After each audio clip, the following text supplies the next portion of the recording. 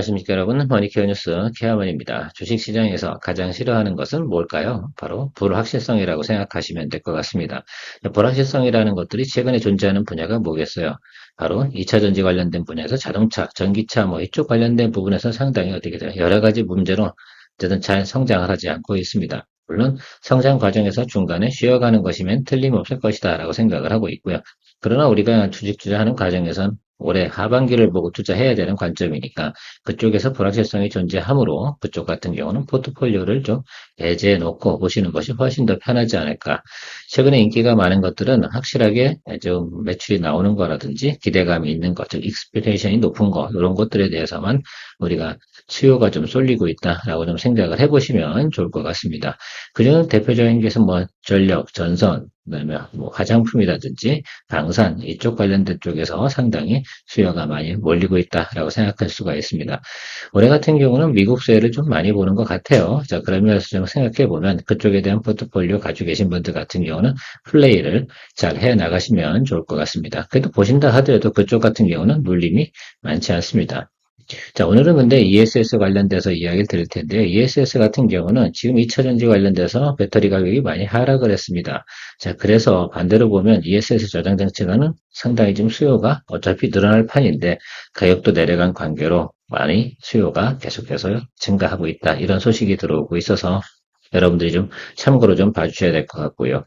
특히 좀 이스페타시스 같은 경우는 지금 풀캐파로 돌아가잖아요. 이게 뭐 만드는 겁니까? AI, 급속히 만드는 곳입니다. 데이터 센터라든지 이런 곳에 반드시 필요한 게 뭡니까? ESS 저장 장치가 항상 들어가게 되어져 있다. 그 다음에 재활용이라든지 태양열 발전소 이런 쪽 관련돼서 어떻게 해요? 전기를 생산하고 나면 보관했다 필요할 때 공급을 하는 그런 시스템들이 앞으로는 더더욱이나 많이 필요하죠. 지금 같은 경우는 7피트에서 20피트, 40피트 뭐 이렇게 사이즈가 점점 커지는 쪽으로 가고 있습니다. 그러니까 컨테이너 박스의 사이즈를 여러분들 생각해 보시면 좋을 것 같습니다. 그게 뭐 짧은 거, 긴 거, 뭐 아주 긴 거 이렇게 있다 생각하시면 좋겠는데 그 안에 들어가는 내용들이다라고 생각하는데 일단 최근에 보니까 이제 서진 시스템 같은 경우는 장기 성장성 이런 내용도 잘 나오고 있어요. 하기야 사실은 좀 그렇습니다. 신성 SD 같은 경우는 삼성 SDI로부터 수주를 많이 받아놓은 내용도 있고요. 공장 증설을 한다는 내용 제가 이야기 드렸습니다. 자, 그래서 그 내용들은 좀 더 디테일한 거 거길 찾아보시면 좋을 것 같고 두 종목 다 바라보는 견지나 접근 방법은 조금씩은 좀 다르다라고 생각을 하고 보셔야 될 것 같아요.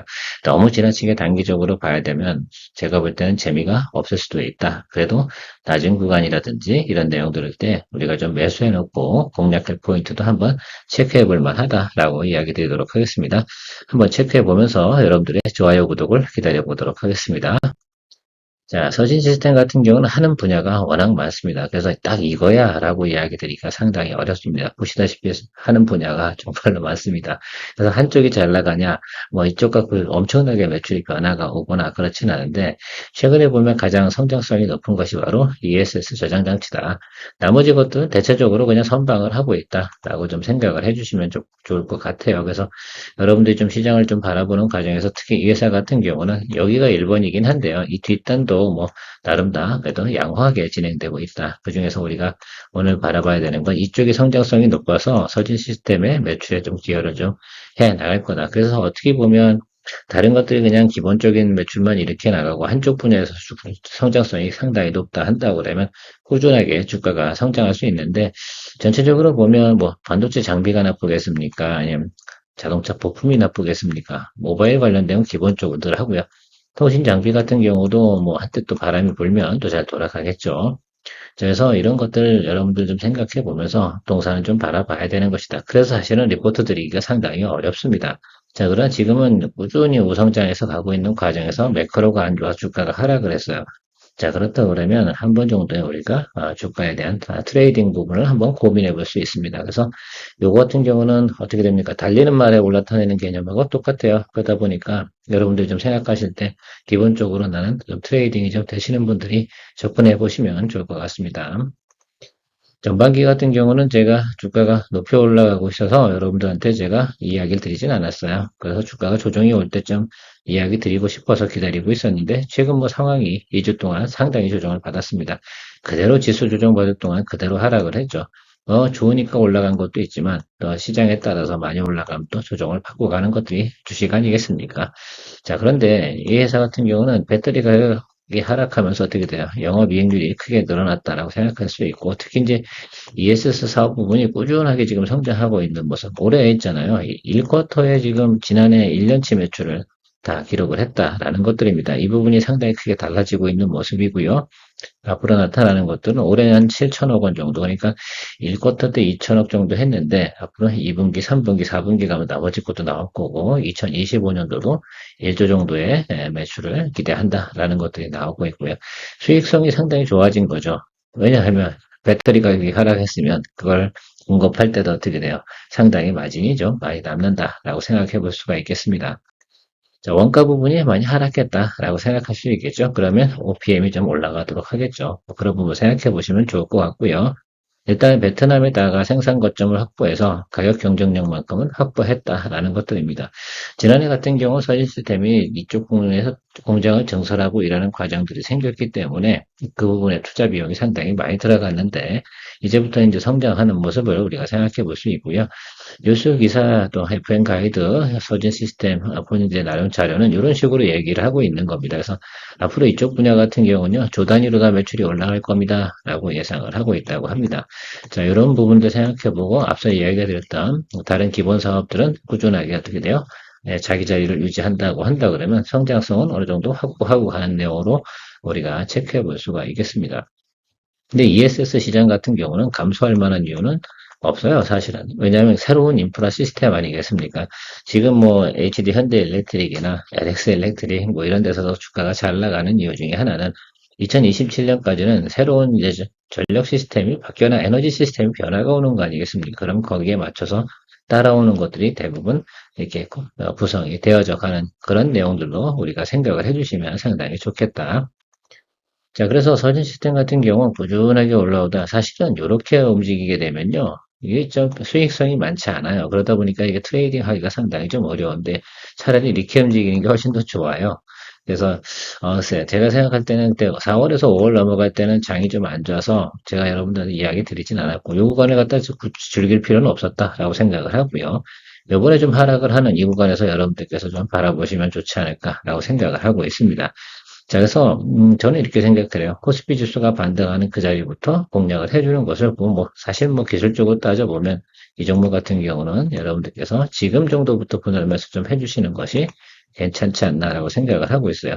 저희가 말씀드리는 것도 제가 이런 얘기들이죠. 양봉이 자주 들어오고 있어요. 그러니까 내려오다가 여기도 한번 들어왔고 다시 들어오고 이렇게 되는데 궁극적으로는 저는 이렇게 생각하고 있습니다. 다음번 양봉 자리 정도쯤에선 공략을 해주거나 적어도 121이평 라인하고 61이평 라인 요 사이에서 매수해 주시는 것도 나쁘진 않은 것 같습니다. 다만 이 종목 같은 경우는 트레이딩 포인트 여러분들이 잘 드리블이 되시는 분들이 해주시면 좋겠다라고 이야기를 드리도록 하겠습니다. 갭을 생각해 보면 뭐 매물이나 이런 내용들은 상당히 오랜 동안 여러분들 가지고 있는 부분이 있죠. 그래서 여기 지금 생각해 보면 이 하단까지는 열어두고 봐야 되는 건 분명히 맞습니다. 그래서 우리가 항상 공략을 할 때는 상단과 하단, 그래서 분할 매수하는 이유는 윗단에서 한번, 아랫단에서 한번, 뭐 이런 식으로 해서 우리가 중간 정도의 분할 매수 가격을 조절해 주는 거 상당히 좋겠죠. 그래서 분할 매수 중심가 같은 경우는 여러분들이 지금 여기 저점이 있지 않겠습니까? 여기. 그래서 이 구간을 좀 보시면서 뭐 하면 좋겠다라고 생각하고 있습니다. 금액상으로는 26,500원 정도의 평균 매수 단가 잡으면 충분히 괜찮지 않나라고 보고 있는데 여러분도 한번 이 종목 생각해 보시면 좋을 것 같아요. 저는 그런 것 같아요. 2차전지 관련돼서 우리가 투자하지 못할 바에는 ESS 관련돼서 어느 정도 한 종목 정도는 포트폴리오에 넣어주시면 좋겠다라고 말씀드리도록 하겠습니다. 제가 신성 SD가 이야기 드릴 때 서진 시스템을 이야기 못 드린 이유 중에 하나는 그 당시만 해도 어떻게 돼요? 이 크게 장대 음봉이 터진 적이 없어요. 그래서 이 구간이었거든요. 그래서 이 정도에서 우리가 잡을 수가 없다. 왜냐하면 지금은 매크로가 안 좋은 과정이기 때문에 그렇다고 하면 62평은 훼손해야 되는 것이 맞다라고 좀 생각을 했는데 아랫단으로 들어왔습니다. 그래서 제가 볼 땐 이쪽 아랫단 부분에서 잡으실 수 있다면 훨씬 더 좋지 않을까라고 해석을 하고 있습니다.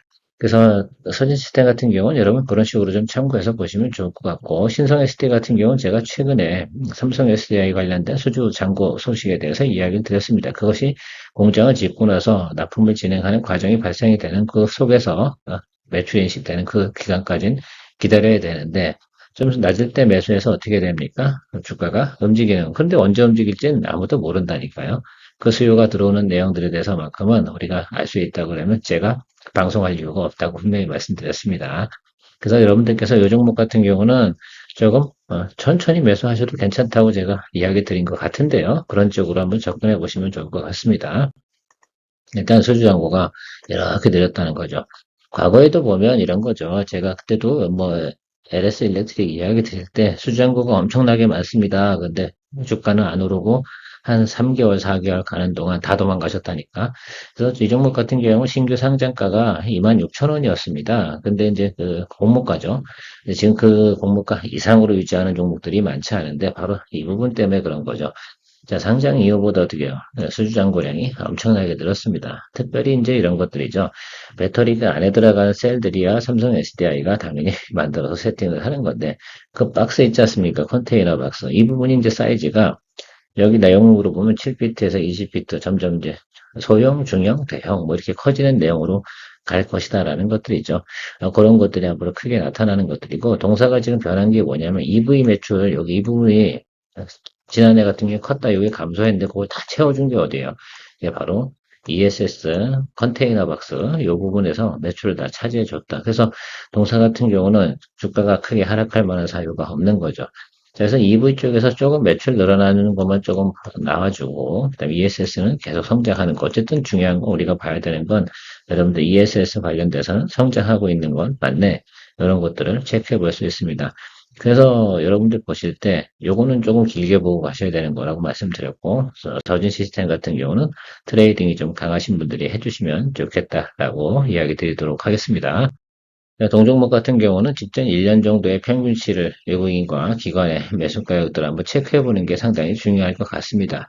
상장한 지 얼마 안 되기 때문에. 그래서 제가 체크해 보니까요. 물론 6개월 구간도 훨씬 더 높은 구간입니다. 그 점만 알고 계시면 좋을 것 같고요. 자, 보니까요. 현재 주가보다 훨씬 더 높은 구간에 외국인이 많이 매수를 했어요. 그나마. 이렇게. 기관 같은 경우는 거의 뭐 매수량이 거의 없죠. 팔기만 열심히 팔았습니다. 자, 그러니까 때가 되면 기관이 매수가 들어오면 이 종목은 업사이드로 올라간다라고 생각할 수가 있고요. 적어도 4만 원 이상대에서 직전 1년치 평균 매수가가 어느 정도 형성이 되어 있으니까 지금 정도 주가에서 더 하방으로 눌릴 만한 것들은 결국은 그런 것들이잖아요. 이 큰 물량들이 터지는 안 좋은 것들이 터지는 방법밖에 없습니다. 그래서 제가 생각할 땐 지금도 매크로가 안 좋음에도 불구하고 동종목 같은 경우는 크게 조정을 받고 있지 않다는 점, 이 점 잘 생각해 보시면서 투자 포인트 잡아주시면 좋을 것 같고요.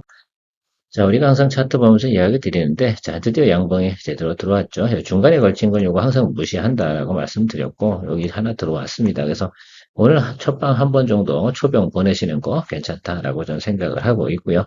그 후로 아랫단이 여기 열려 있지 않겠습니까? 그래서 여기 조금 정도에 열어두고 보시는 것들. 그래서 비중 조절을 잘 해가시면서 우리가 가야 됩니다. 항상 주가라는 것은 우리가 내려갈 때, 이렇게 쭉 내려칠 때는 이거 사는 거 아니다라고 말씀드렸죠. 그래서 항상 턴어라운드 나오는 거 차라리 이런 자리가 훨씬 더 좋은 자리다라고 말씀드렸습니다. 높은 가격에 사는 거 아니냐 이렇게 생각하실 수 있겠는데 주식을 싸게 사랑한다고 해서 사람들은 이런 생각을 합니다. 우하방으로 내려가는 것은 음봉 뜰 때만 사거나 그렇거든요. 절대 그러시면 안 됩니다. 차라리 그냥 양봉에 매수하시는 게 좋죠. 자, 외국에서 우리가 생각하는 물타기가 이런 표현들이 있는데 외국 같은 경우는 물타기는 독약이라고 표현할 뭐 쥐약이라고 표현을 하거든요. 그게 좀 큰 차이죠. 물타기와 평균 매수 단가 조절하는 차이는 크게 다른 겁니다. 완전 다른 거고요. 보통 그 주가가 상승할 때 외국에서는 주식을 추가적으로 매수를 합니다. 근데 그건 시작하고 난 다음이겠죠. 그 전체 물량에서 여러분 100%가 있다고 하면 자꾸 이야기 드리긴 하지만 내가 100% 중에서 한 분할 매수는 30%, 30%한 두 번 들어가고 나머지 한 번 정도는 뭐예요? 상승할 경우 대비하고 하락할 경우를 대비해서 이렇게 남겨두는 겁니다. 이런 식으로 좀 보시는 것이 좀 긍정적이지 않을까라고 생각을 하고 있어요. 그렇다면 조절하기가 좀 유용하다라고 할 수가 있습니다. 저는 평균적으로 보통 세 번 정도 합니다. 세 번 정도 해야지 매수 단가 조절이 평균적인 부분이 잘 맞아떨어집니다. 횟수가 많아지면 많아질수록 뭐합니까? 매수 단가 조절엔 실패한 거에 대해서 많은 횟수를 매수 단가를 조절해서 하면 그거는 안 하는 겁니다. 그건 정말 물타기가 됩니다. 평균 매수 단가 조절이 아니고요. 그래서 종목 같은 경우 우리가 하려고 한다 그러면 보통 갭을 일정하게 두고 하시는 것이 좋고요. 뭐 잔소리가 좀 길어지긴 하는데요. 그래서 어쨌든 제가 말씀드리고 싶은 우려사항들은 그런 겁니다. 항상 아랫단은 좀 비워두고 그러면 35,900원에 여러분들이 오늘 뭐 매수를 하나 했다고 치면 저 아랫단으로 보통 7, 8% 아랫단에서 매수할 생각을 해보면 좋을 것 같아요. 그러면 한 2,000원 더 하락을 하는 구간, 그 자리 정도가 어디겠어요? 뭐 그런 구간에서 한 번 더 분할 매수 해주고 잡아주는 거죠. 그래야지 평균 매수 단가 조절이 되겠죠.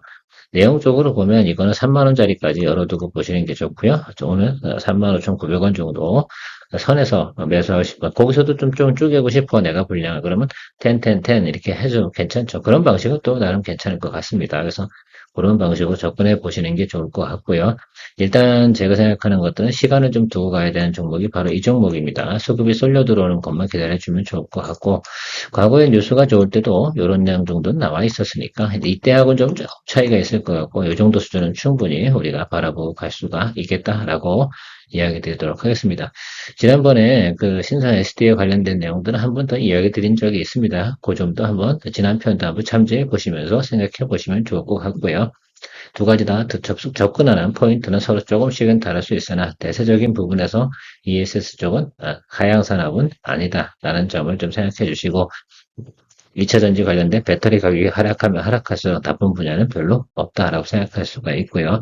특히 뭐 신성 ST는 수주 잔고가 있으니까 우리가 사실은 이런 것들이죠. 이렇게 신규 상장 종목이기 때문에 우리가 주의해야 되는 점은 수급에 움직이는 현상 그런 것들이 조금 걱정되는 부분만 생각하고 갔습니다. 그 정도 리스크 다 생각 안 하고 어떻게 투자하겠습니까? 자, 어쨌든 올해 안에 한 번 정도의 우리가 모멘텀은 기대해 볼 수 있는 분야가 바로 이쪽이지 않을까라고 생각을 하고 있습니다. 요거 분야도 하나 정도의 포트폴리오로 고민해 보시면 좋겠다라고 하고 마무리하도록 하겠습니다. 오늘도 좋은 하루 되시기 바랍니다. 좋아요, 구독 잊지 마시기 바랍니다. 내일 뵐게요.